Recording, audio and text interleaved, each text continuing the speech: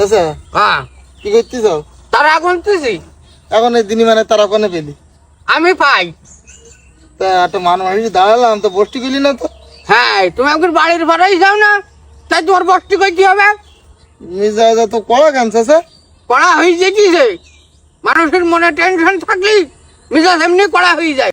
দাও দে দুটো কথা বলি তোমার সাথে। কথা বুঝতে পারবো, আমার পিছনে লাগতেছে, আমার মনে হয় এক গ্রামে আর থাকা হবে না।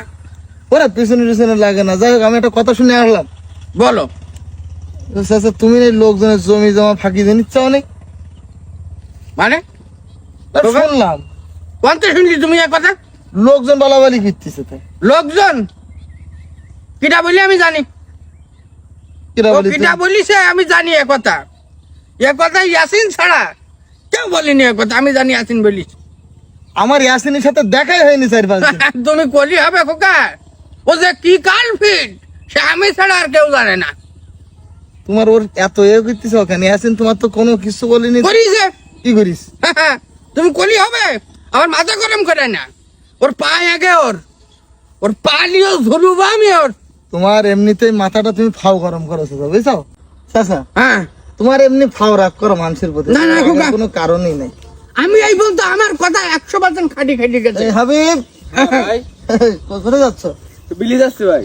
বিলি এখন কি কাজ? ও বিলি আপনার মাছ মুড়ি সব সাদা হয়ে গিয়ে। হ্যাঁ আস যাও যাও। আচ্ছা ঠিক আছে। বিলির কাজ করবার গোয়েন্দা, এই একটা গোয়েন্দা রেখেছি যে। এ আবার তোমার গোয়েন্দা কি করে? হ্যাঁ বললে হবে আসিনির লোগো। না এই দুপুর বেলা ওর বাটা কি? আমি মাঠে আসি, শুনি গাছ না, এই জন্য মাঠে হাঁটতিছে। আচ্ছা তুমি বুঝলি কি করি ওই আসেনের লোক? তুমি বুঝলি কি করি? আমি জানি খুকা, কিভাবে জানো? বুঝা লাগে না। কি কই গেল, মাছ মরি সাদা হয়ে গেছে, বুঝলি না? বিলি মাছ মরলি বলবে না।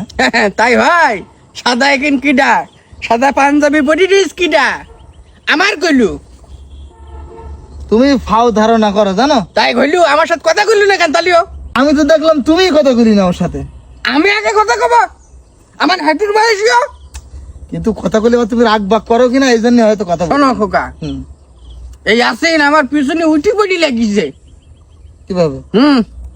আগের দিন মাগরিবের পরে হুম, আমি যাচ্ছি রাস্তাতে, আজান দেশে মসজিদের অমনি গেলি, অনেকে অনেক কথা বলে যে নামাজ পড়ে না। আচ্ছা। তাই আমি নামাজে যাই, কিন্তু ওই দিন আমি যাইনি।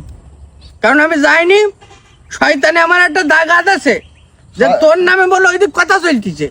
শয়তানের খপ্পরে তুমি পড়ো না, তোমার খপ্পরে মাঝে মধ্যে শয়তান পড়ে। কি সেটা হ্যাঁ, না যাই হোক।